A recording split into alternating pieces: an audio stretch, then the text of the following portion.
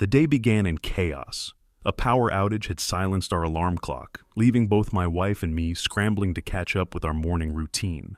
My stress was mild in comparison to hers. She had an earlier start, while my workday didn't begin until 9 a.m., and my office was only a short 15-minute drive away. In her rush, my wife skipped her usual routine of checking emails and left her computer running. As I went to shut it down, a subject line from a few days earlier caught my attention. Aloha for a great time. Instinctively, I clicked it open, and what I found inside hit me like a ton of bricks.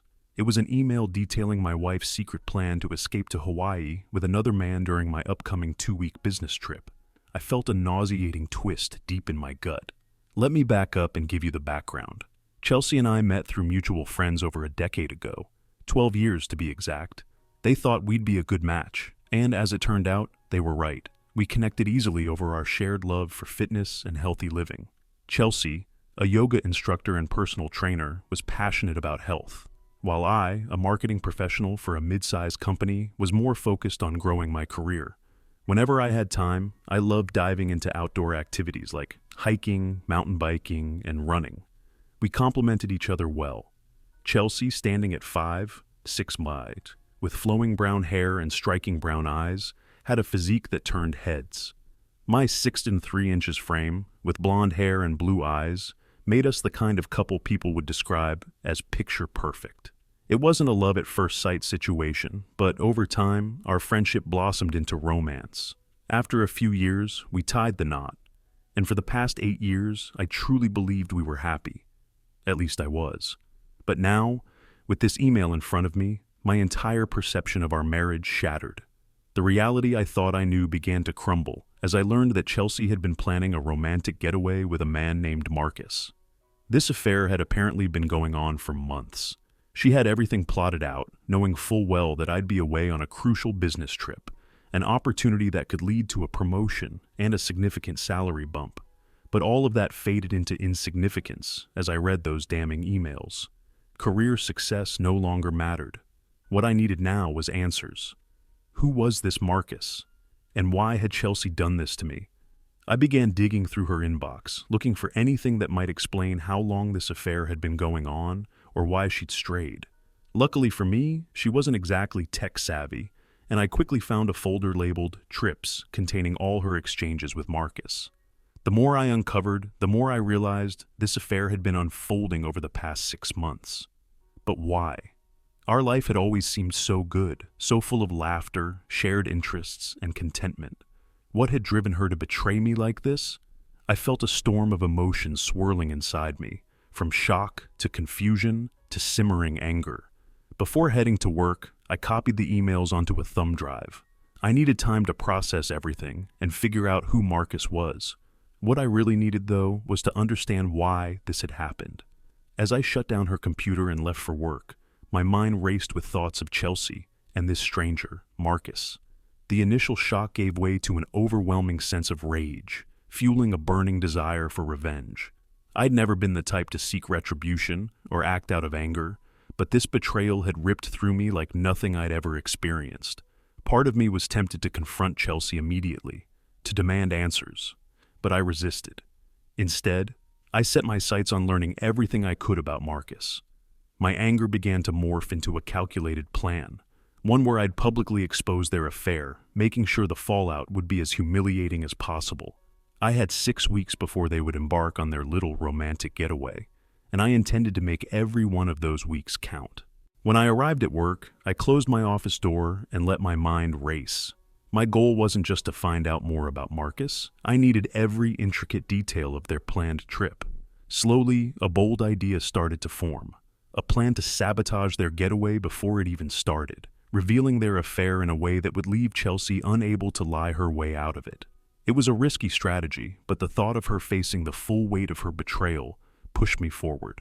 Throughout the day, I somehow managed to get some work done, though my mind was consumed by the unfolding plan. As the clock ticked closer to quitting time, I stayed behind, meticulously plotting the steps I needed to take and weighing the potential risks.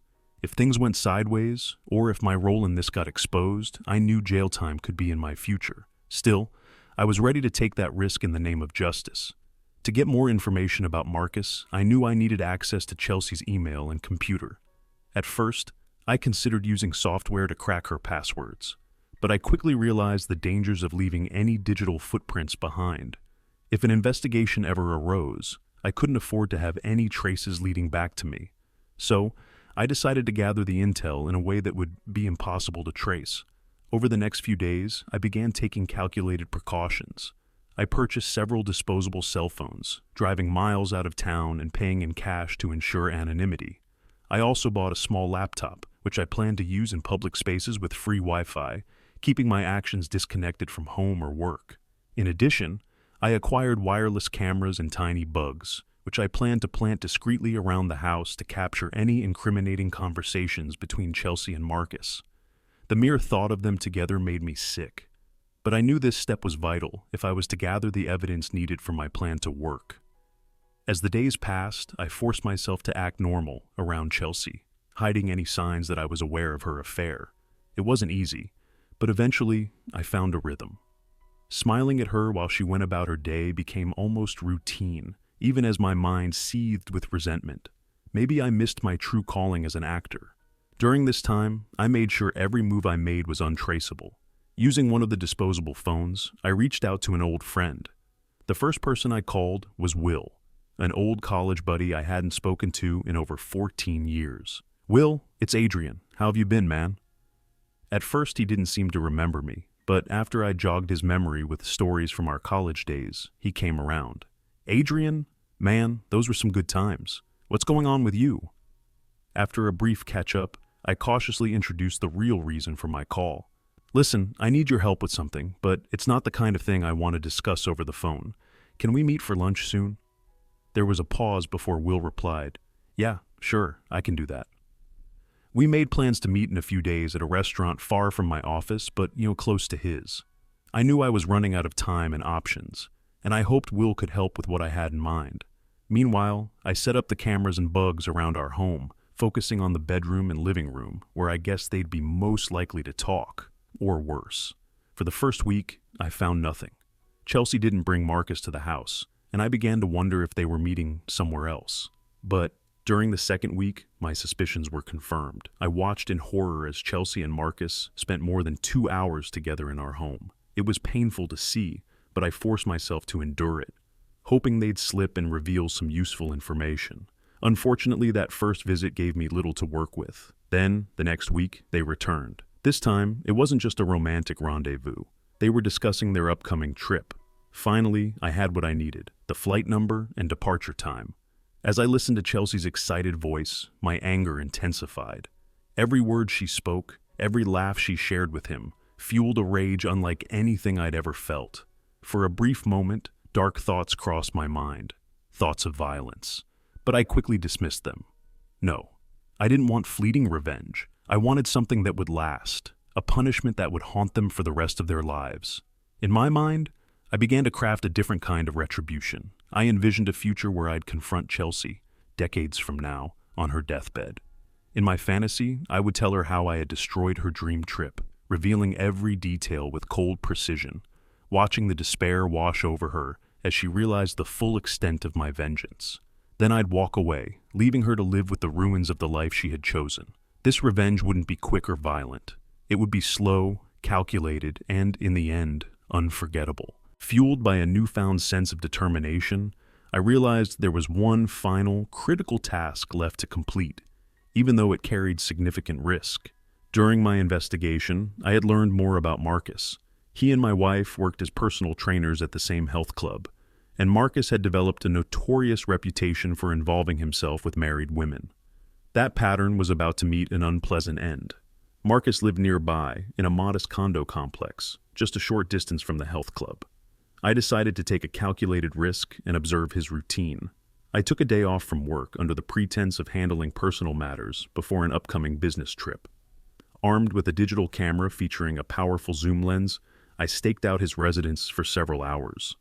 The condo complex was fairly unremarkable, consisting of simple 2-bedroom units. Thankfully, there were no security cameras in the area, and it seemed his neighbors were gone during the day. Fortunate for what I was planning. Anxiety gnawed at me as I prepared to meet Will. I knew that what I was about to ask of him was the most dangerous part of my entire plan, but if it worked, it would be worth every risk. I spotted Will entering the restaurant and waved him over. I had chosen a secluded table near the back, away from the few other patrons enjoying their late lunch. "Long time no see, man," Will greeted me as he approached, his appearance haggard. He looked like a survivor from The Walking Dead. "What's the occasion?" We exchanged small talk, reminiscing about our wild college days, but I knew time was of the essence. Will, once the life of every party, now looked weathered beyond his years, likely the result of those same parties. After a few minutes of banter, I cut to the chase. "Will, I need your help," I said, sliding him a list of items. "I'm hosting a private event, and I was hoping you or someone you know could help me get these party favors. I'll make sure you're compensated." He looked at the list, initially surprised, but then a grin spread across his face. "Sure thing, man. Sounds like quite a party. Think I could get an invite?" Relieved, I nodded. "Absolutely. Just get me what's on the list, and you'll have all the details." "Cool, but I'll need some upfront cash," Will replied, glancing at the envelope I'd brought. I handed it to him. A few $1,000s. "Will this cover it?" "More than enough," he said, pocketing the money. "When do you need it by?" I gave him a deadline and stressed the importance of timing. After exchanging contact details, we parted ways. My plan was underway.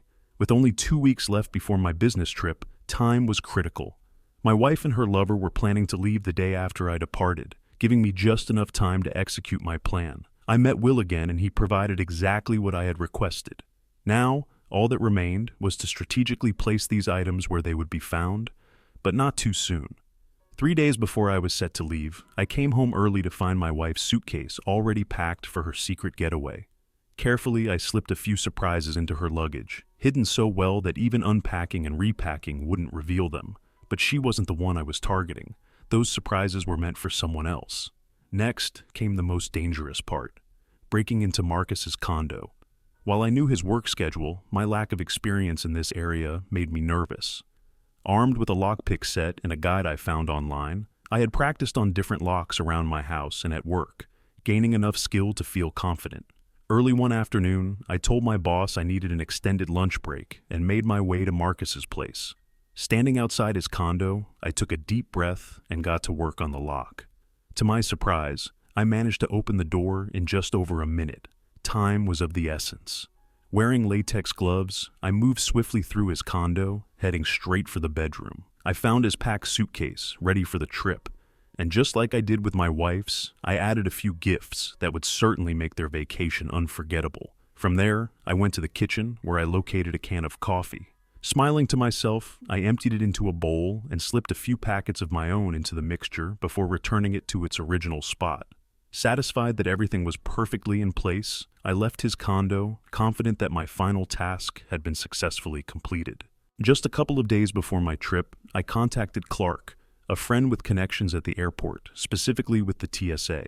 Armed with the relevant details of my wife and Marcus's upcoming flight, I carefully passed the information to him, but I was cautious about keeping my identity hidden. "Clark, I need you to do me a favor, but it's critical that no one knows where this info is coming from," I said, providing the flight details and Marcus's name, leaving my wife's out of the conversation. Clark assured me he'd handle it discreetly, promising to pass the intel to his cousin, who worked in the right circles, leaving the rest in their hands. Before I could finalize my preparations, I made sure to dispose of all surveillance equipment I'd used, erasing any trace of my covert actions. I also added a few extras to Chelsea's car, setting her up for a wave of complications down the road. The day before my departure, I couldn't resist playing a little psychological game with my wife. When I got home from work, I adopted a grim expression, sinking into a chair, as if burdened with heavy news. "What's wrong? Did something happen at work?" she asked, concern evident in her voice. "Actually, yes," I replied, pretending to be upset. "The clients we were supposed to meet suddenly canceled, so it looks like the trip's off. A major setback for the company." I watched as her face registered shock, followed by panic, an expression that confirmed everything I already knew. She was frantically figuring out how to keep me on that flight, so her little rendezvous with Marcus could proceed as planned. "Can't the company still send you? I mean, after all the work you've put into this project, it would be a shame for it to go to waste," she suggested, the word shame almost making me laugh at the irony. Suppressing a chuckle, I decided to end her torment. "Relax, honey. The trip's still on," I said with a grin. Relief flooded her face, and she let out a nervous laugh. "You really had me there for a second. So, are you packed?" "Almost. Just a couple of things to toss in my bag, and I'll be ready to go." I couldn't help but throw in one more dig. "Will you miss me while I'm gone? Any plans for a girls' night out?" "No, nothing planned," she replied with a smile, though I could hear the lie in her words. "Just me, waiting for my loving husband to come home." The next day, she drove me to the airport. Before we parted, I pulled her close for a long, deliberate kiss, knowing in my heart that it was the last one we'd ever share. With that, I boarded the plane, joining my colleagues for the business trip, and settled in for an uneventful flight. Once we arrived and checked into the hotel, I made a call to the house using the hotel phone. When no one answered, I left a message, laced with subtle manipulation. "Hey, I've done something stupid. I left my phone in the cab, so I won't be able to reach you for a bit. If you need me, leave a message at the hotel desk, and I'll get back to you later." Of course, I hadn't really lost my phone. It was just another layer of the game I was playing, a ploy to ensure she couldn't easily contact me. The following day, I kept my phone off during the client meetings to avoid any interruptions. When I returned to the hotel, I checked for messages, but there were none, likely thanks to the airport security intervention Clark had set in motion.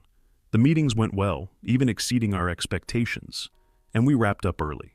Back at the hotel, I found a few messages on the room phone, one from my wife, one from her father, and a third, to my surprise, from a DEA agent. A grin tugged at the corners of my mouth. Things were falling into place. Switching my phone back on, I saw several missed calls and voicemail notifications.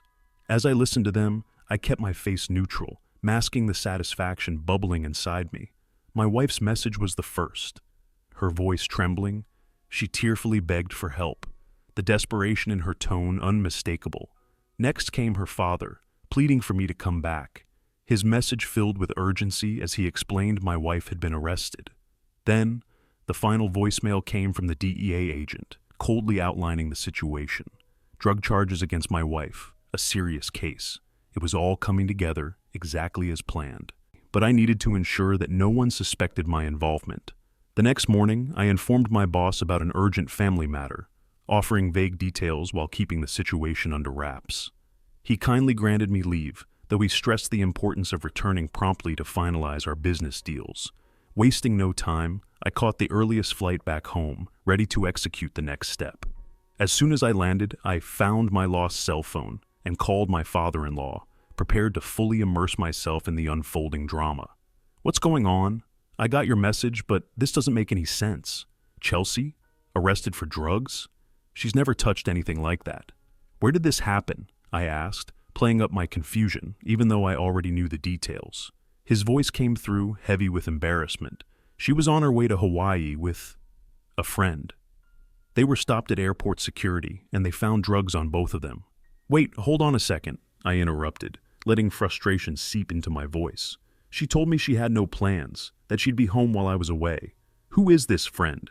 It sounds like one of her girlfriends dragged her into something stupid." There was a long pause before he hesitantly corrected me. "It wasn't one of her girlfriends, Adrian. The important thing is that she's in trouble and needs help. She loves you, and I know you love her, so I couldn't hold back any longer, cutting him off mid-sentence, my voice tight with barely suppressed amusement. "Who was she with, Dad? Tell me." After another uncomfortable pause, he cleared his throat. "She was with a man. His name's Marcus. Something. He's been arrested too." I couldn't help but twist the knife a little deeper. "Let me get this straight. My wife, your daughter, was heading off to Hawaii with another man, and both of them got caught with drugs? Meanwhile, I'm out here working to support her. Is that what you're telling me?" A reluctant sigh came from the other end. "Yes, that's the situation." Silence hung between us for a moment before I finally spoke, my voice cold and resolute. "I need to speak with her lawyer, then this DEA agent. And after that, I'll talk to her.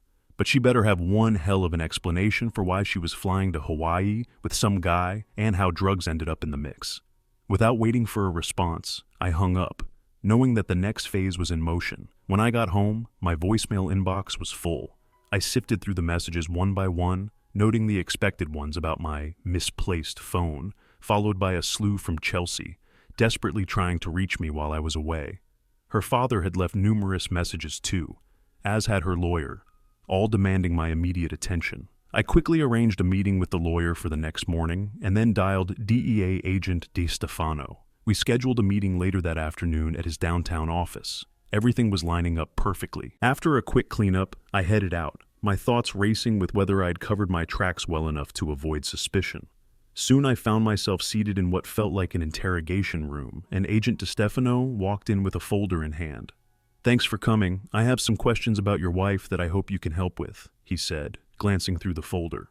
"I can tell you right now, my wife has never been involved with drugs," I replied, injecting some frustration into my voice.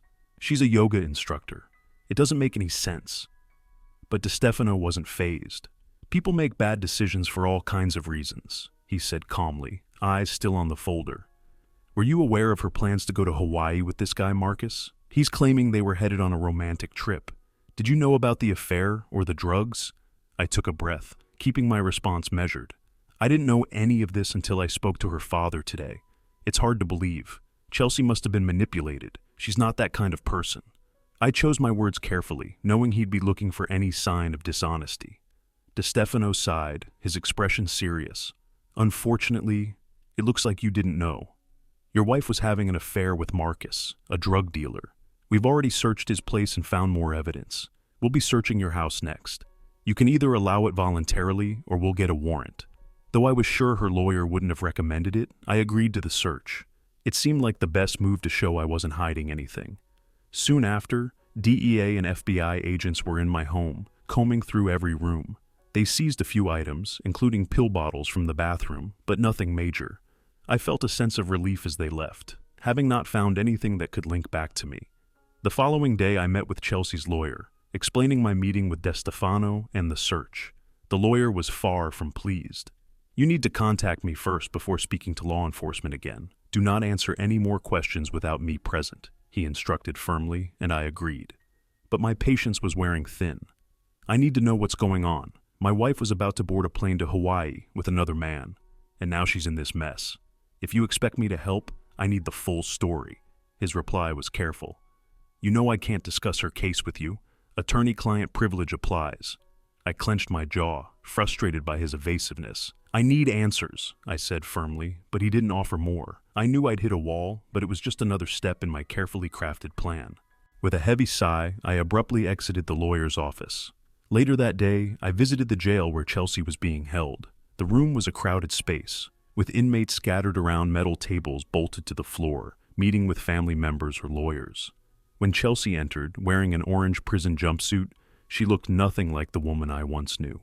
Her face was bare, her hair pulled back into a messy ponytail, and her eyes were red and swollen, as though she hadn't slept in days. As soon as she saw me, tears welled up again. "I'm so glad you're here, baby," she sobbed, reaching out as I approached. Before I could react, a guard stopped her, reminding us there was no physical contact allowed. Her tears intensified at the restriction. "It's fine," I said calmly. "We'll figure this out. But first, I need to know the truth. How did you end up nearly flying off to Hawaii with this guy?" My voice was steady, though inside, anger simmered. Chelsea couldn't hold back her sobs. "Adrian, I'm so sorry. I don't know what I was thinking. I'm so sorry." "So, it's true?" I asked, my tone flat. "You were having an affair with this Marcus guy, a drug dealer no less? Weren't you happy with me? Didn't you love me? How could you get mixed up in something so insane? An affair and drugs?" She had no response, just more tears. "Please," she choked out, her voice trembling with desperation. "Please believe me when I say I've always loved you." I looked at her, silent for a long moment. Then I shook my head. "Maybe I could have considered forgiveness, but you broke my heart into pieces. There's no forgiveness left for you." My voice grew cold. "When I leave here, I'm calling a divorce lawyer. The locks on the house will be changed, and your things will be sent to your parents. You're no longer a part of my life, Chelsea, and don't expect me to help in court. I won't be a character witness in your favor." Despite her cries and pleas, I turned and walked away, leaving her behind. After leaving the jail, I wasted no time. I went straight home and began packing up Chelsea's things. By the next day, I had arranged for all the locks to be changed, making sure she wouldn't be able to return. I even set up a meeting with a security company to install a new top-tier system. Within a few days, her belongings were packed up and ready to be delivered to her parents' house. Despite her constant attempts to contact me, I ignored every call. As far as I was concerned, Chelsea was dead to me. Once my home life was secured, I returned to work. And to my satisfaction, we landed the major clients we had been working toward.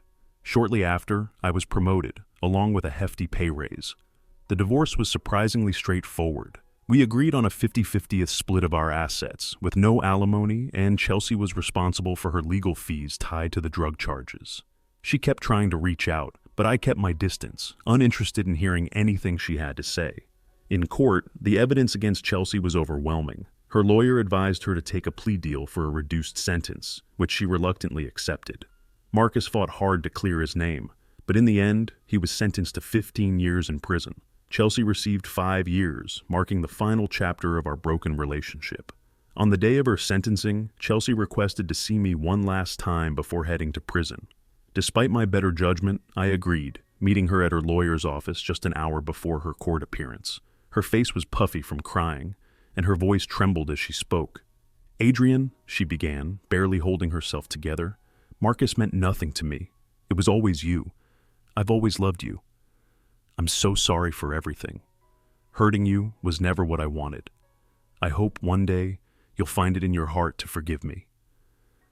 Her words, laced with emotion, hit me harder than I expected. "Chelsea, I need to understand something," I began, my voice heavy with disappointment. "Why? Was it boredom? Did I fail to satisfy you in bed? Or was it the allure of doing something forbidden? What drove you to destroy our marriage like this?" She hesitated, clearly struggling to find the right words. "I honestly don't know," she finally admitted. "Maybe it was the thrill of doing something wrong, but I've always loved you." "Clearly your love wasn't enough to stop you from betraying me," I said, the weight of disillusionment thick in my tone. "I hope this is the last time I have to confront you, and I never want to see or hear from you again. Use your time in prison to reflect on the consequences of seeking excitement at the cost of everything we had. I imagine you'll find plenty of excitement behind bars, especially once the other inmates get a good look at you."